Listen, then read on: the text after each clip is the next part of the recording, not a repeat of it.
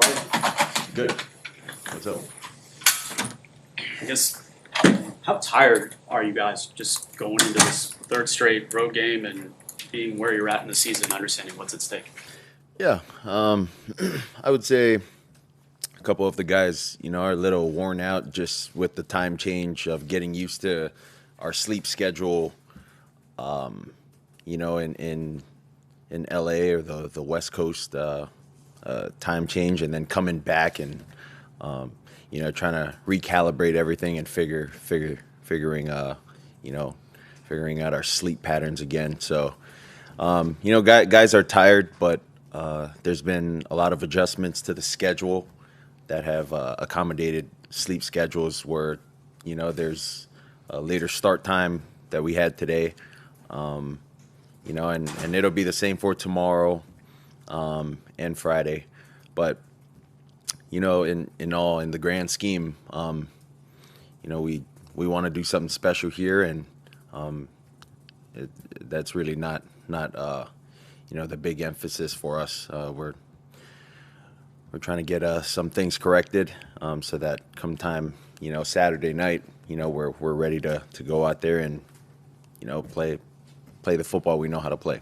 Well, Mike said that he's not paying too much attention to the weather. Obviously, you want to be prepared for whatever may occur. Last land there. But I mean, just as a quarterback, what are you trying to be mindful of, especially with what the forecast potentially could be on Saturday night? Yeah. Well, I think for me, it's understanding, that could get many things. Could be snowing, could rain. I don't know. And like I think it's for me at least. I can speak for myself that it's a mindset thing, really.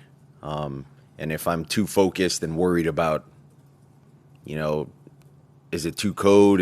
Can I really grab the ball? Can I not? Then I would say I'm focused on the wrong things. And it'll be hard to play that way going down there against a really good team. Have you ever tried any special warm weather gear? Tom Brady famously wore a scuba outfit, and it was honestly, have you tried it? That or anything else? No, I've never tried that. I would say I've done the cold tub many times. Yeah, I did the cold tub out there in LA. It was outdoors. I mean, it was already cold. Just to kind of get my body used to it in that sense, although it, won't necessarily simulate that, but, just try any and everything that I can. You've had some experiences in cold weather games. What do you take away from those that could have been handled with different kinds? Well, I would say one, just not necessarily being too focused on that. That was sort of the case the past couple years, and just worrying about the right things. Did you tell us back in the spring you actually went to a cold weather location? Yeah. What can you tell us a story about that? Yeah, I went to Maryland to go visit my brother after the season, and it was pretty cold up there. It was probably like in the 20s, and there was snow on the ground too. So got to test that out. Got to throw up there with a couple of his guys. So yeah, that was good. What did you learn from that experience? I think, I don't know, me personally, and it might be a mindset thing too, but it felt really good throwing it while it was snowing. So I don't know. I can't give anything more than that. I didn't feel any effects of throwing in the snow. Have you seen snow before? Yeah, it snowed in Alabama my first year. Yeah. So it snows in Alabama, guys. I know. People don't know that. There's some people that just think, it just gets cold in Alabama. It does snow.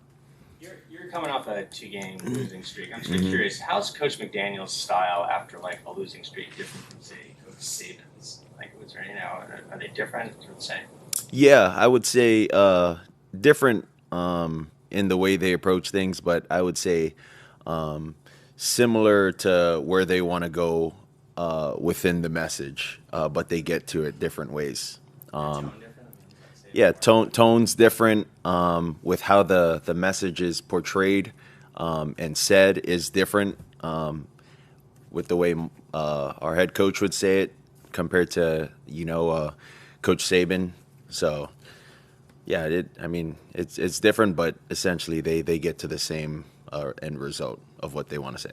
So some of the football analysts were breaking down the film on TV, and they said that the Chargers, for example, used inside leverage and sticky coverage with deep safety help to take. That's a lot of language there, but to take away the middle of the field and limit your favorite throws.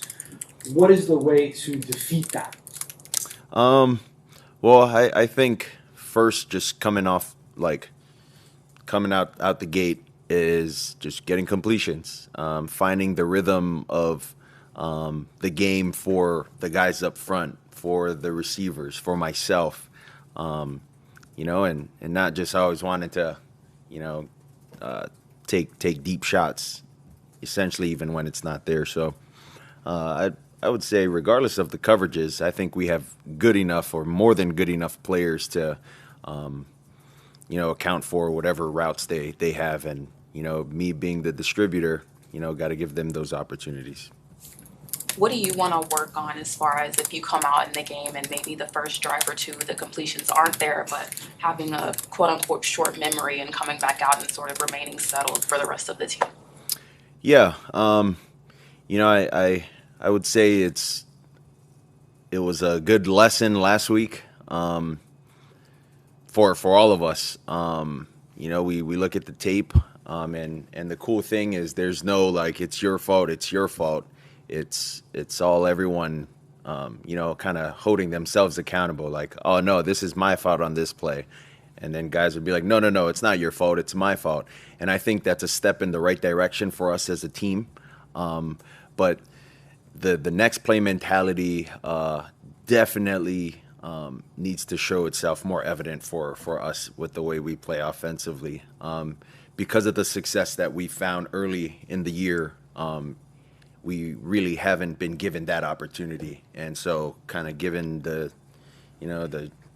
2 losses that we had to endure, that's an opportunity for us, to kind of continue to preach that and work through that throughout these practices and leading up to the game.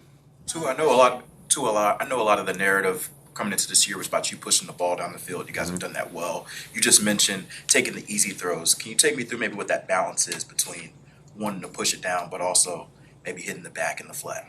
Yeah, I would say just with what the progression of the play gives us, a lot of the times is, we're not trying to chase these deep throws, but they're always within our progression. So that's really essentially what it is. We're kind of seeing 2 routes as one if it's a deep play, and then checking it down.